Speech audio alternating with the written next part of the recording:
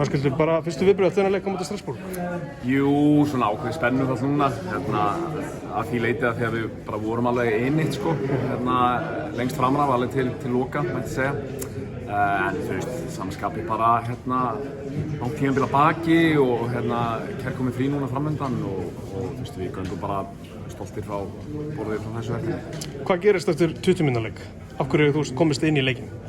Mér fannst kannski, þú veist, að einhverju leiti ég veit ekki hvort þeir slaka aðeins á eftir markið og eða við svolítið svona slítum hlekkina á okkur. Mér finnst við ekki eitthvað panika og fara í að flýta okkur mikið og þú veist, fara úr stöðum og þannig. Mér finnst við bara svona vera aðeins hugari á boltann og þú veist, fara aðeins aggressívari í þá og kannski hægt að bera smá virðingu eða svona, já, smá eitthvað stress í gangi í byrjun, fannst mér. Svo bara vinnum við okkur flott inn í leikinn og eigum bara mjög góðan kafla í seinni hálfleik. Í fyrri hálfleik segi ég. Og staðan bara nokkuð góð í hálfleik sko. Þannig að, já. Þegar þú skorað, markið var að koma, mómentið var með ykkur. Já, mér fannst það alveg. Mér fannst við alveg hafa komið okkur í góða stöður, leist pressuna þeirra sem var náttúrulega öflug. Leist hana vel. Þú veist, þeir þurftu að fara að spyrja sig fleiri spurninga og svona kom smá titringur í þá og bara momentum með vararna og sem betur verið fylgdi mark í kjölfarið, þannig að mér finnst það alveg verðskuldað. Taktu með þessi gegnum þetta mark, hvernig upplifðir þetta?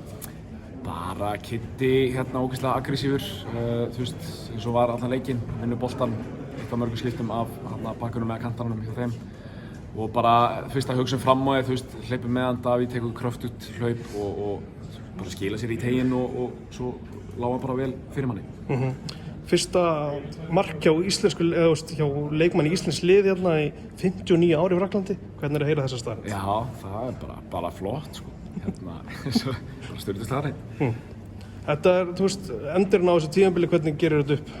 Jú, ég held að eftir náttúrulega svona ákveðum vonbrigði í deildinni þá, þú veist, enduði tímabilið bara heilt positíft með flottum frammistöðum á heimavelli í þessari keppni, þú veist, frústrerandi núna sérstaklega horfa á eins og lið sem að bara, mér fannst við miklu betri verið að kvalifæja í umspil.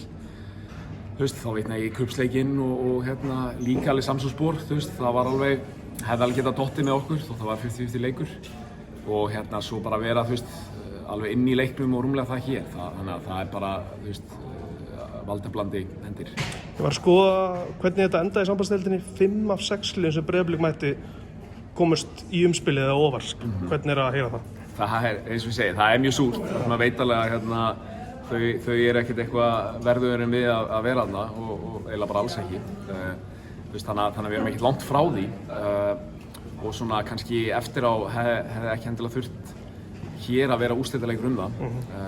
Að því sögðu, þú veist, fannst mér við gera það vel bæði að koma okkur í hennar leik og svo bara hura ekki í þessu leik og veitum þeim alveg leik. Þeir voru alls ekki með eitthvað varalið eða þú veist, þeir ætlu að ná í præspúli í fyrsta sæti og bara enda í fyrsta sæti.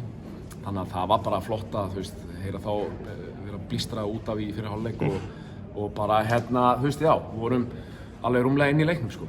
Þú nefnir það bara stemningin, hvernig var upplegið þetta? Þú veist, í stúkunni leið mér allavega eins og þetta væri bara alvöru dæmi í gangi og geggjað bara. Já, bara frábær völlur, algjör gryfja, brött ein stúkan og góð flóðljós og frábært nýtt gras, þú veist, á móti mjög flottu liði, þannig að þetta var bara einn af þessum eftirminnilega leikjum sko. Að lokum alveg. Gæinn enda hliðina sem er að kveðja, hvernig er að sjá eftir Damir? Það er náttúrulega bara mikill söknuður en á sama tíma, þú veist, gerum við bara upp allavega okkar góðu tíma í kvöld, eitthvað fram eftir nótt, þannig að það bara, þú veist, maður bara respekt sko, bara club legend og rúmlega það legend í íslenska boltanum. Takk fyrir það. Takk.